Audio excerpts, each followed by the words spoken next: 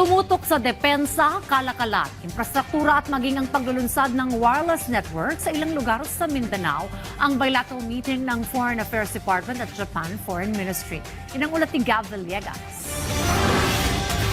Pinalakas na strategic partnership sa pagitan ng dalawang bansa ang tampok sa bilateral meeting kasama sina Foreign Affairs Secretary Maria Teresa Lazaro at Japanese Foreign Minister Motegi Mushimitsu bilang bahagi ng 2 araw na official visit ni Motegi sa Pilipinas, partikular sa aspeto ng depensa, seguridad, trade and investment, infrastructure development sa pamamagitan ng Official Development Assistance o ODA, economic security, agrikultura, partikular ang pagluluwas ng Pilipinas ng saging, pagprotekta sa supply chain, semiconductors, ang Luzon Economic Corridor at ang pagpapaunlad sa Mindanao. Nais rin ng dalawang bansa na lalo pang mapaigting ang kanilang kooperasyon sa Estados Unidos para mapanatili ang kapayapaan at katatagan sa rehiyon. Pinag-usapan ng dalawang opisyal ang regional at international matters, kabilang ang chairship ng Pilipinas sa ASEAN ngayong taon at ang mga nangyayari sa South China Sea. Dito ay kinilala ng dalawang bansa ang pagsunod sa rule of law, kabilang na ang freedom of navigation at overflight sa rehiyon.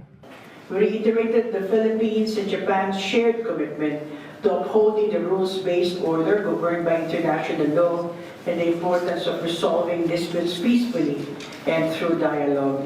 We also held candid discussions on regional and international situations and shared our views with each other. Particularly, we concurred on continuing to oppose unilateral attempts to change status quo by force or coercion in the East and South China Seas.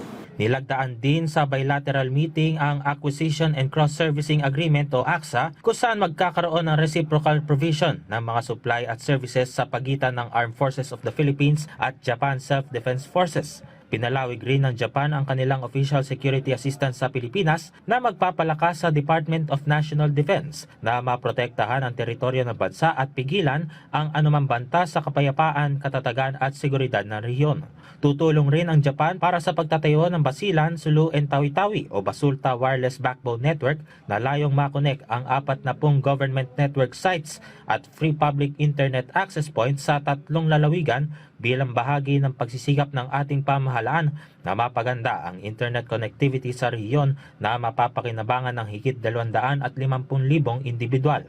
The signing of these agreements reflect the close and evolving collaboration between the Philippines and Japan under our strengthened strategic partnership and support ongoing collaboration across priority areas of the relationship as we mark this year as the 70th anniversary of the normalization of diplomatic relations.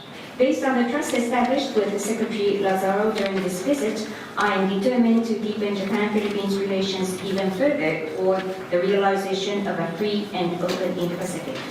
Ngayon taon ay pinagdiriwang ng Pilipinas at Japan ang ika-70 taon mula nang manumbalik ang diplomatic relations sa pagitan ng dalawang bansa. Gav Villegas para sa Pambansang TV sa Bagong Pilipinas.